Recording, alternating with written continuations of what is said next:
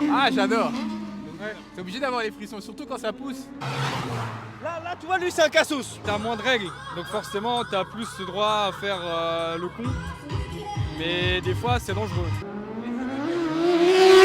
Il y aura toujours des débordements, malheureusement on ne peut pas faire grand chose contre ça. Chaque week-end, en France, des rassemblements automobiles s'organisent dans des zones commerciales.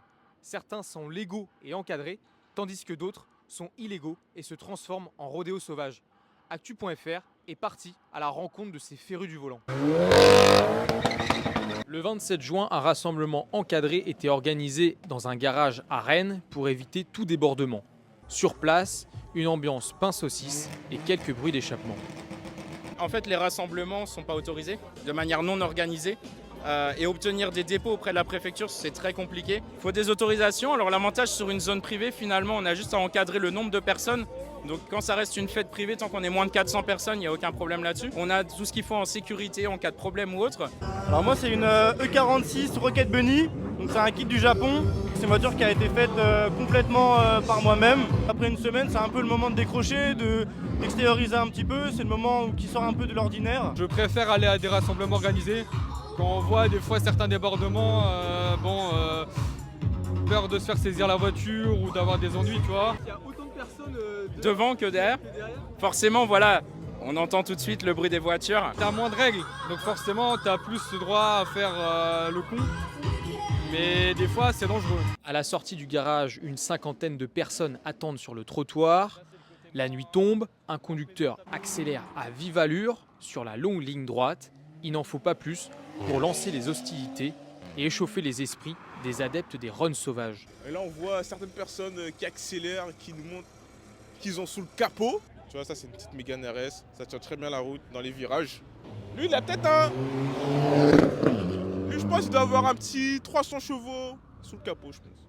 Oui, on fait les cons, mais il y a des moments pour le faire et là c'est pas trop adapté, il y a énormément de gens derrière. Je trouve pas, personnellement je le ferai pas. Tu penses que c'est assez sécurisé justement pour le faire?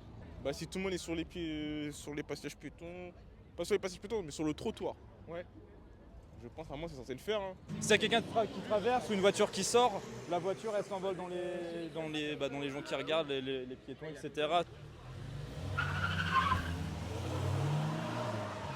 Qu'est-ce qui te plaît là-dedans à faire ça? Je sais pas, l'adrénaline. T'es obligé d'avoir les frissons, surtout quand ça pousse. Il y en a un qui commence et derrière ça suit quoi. C'est toujours ça, hein, c'est toujours comme ça.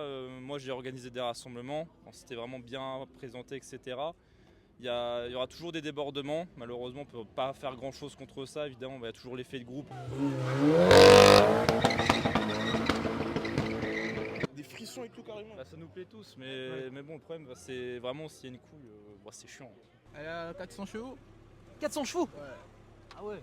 Du coup j'étais pas beaucoup, j'étais à 70-80 max. J'étais en deuxième. Et tu fais ça souvent ou pas? Non, juste je fais ça 2-3 minutes après je l'arrose. Les mecs qui font des rupteurs toutes les 15 minutes, c'est chiant. Voilà. Baron, tu vois.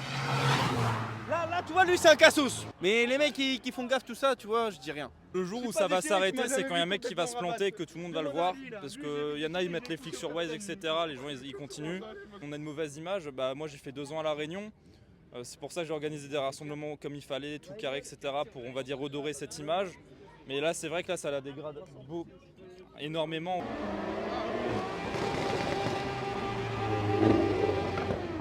Petite fumée, l'odeur du barbecue, du bon diesel. Et là, des petits rupteurs de moto.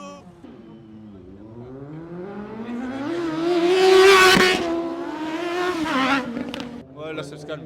Là, quand tu vois, il y a le mec. Non, lui, il abuse pas, tu vois.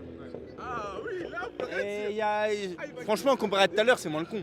Des débordements improvisés qui ne le sont pas tout le temps.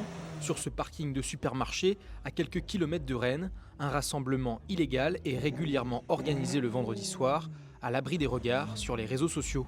Cette fois-ci, les participants n'ont pas attendu la nuit tombée pour faire crisser les pneus et drifter sur un mini rond-point, incitant d'autres conducteurs à emboîter le pas. Si certains préfèrent quitter les lieux, craignant l'arrivée des forces de l'ordre, une cinquantaine de spectateurs filment l'instant présent pour le diffuser sur les réseaux sociaux. Ces courses improvisées ne sont pas sans conséquences et virent parfois au drame. Le 17 janvier dernier, un pick-up a percuté 7 personnes près de Nantes. Ce soir-là, il enchaînait les drifts au milieu de la foule avant que ses freins en surchauffe ne répondent plus.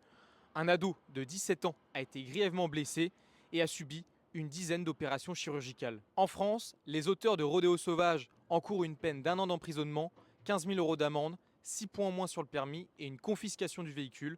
En cas de récidive, ils risquent jusqu'à 3 ans de prison et 75 000 € d'amende.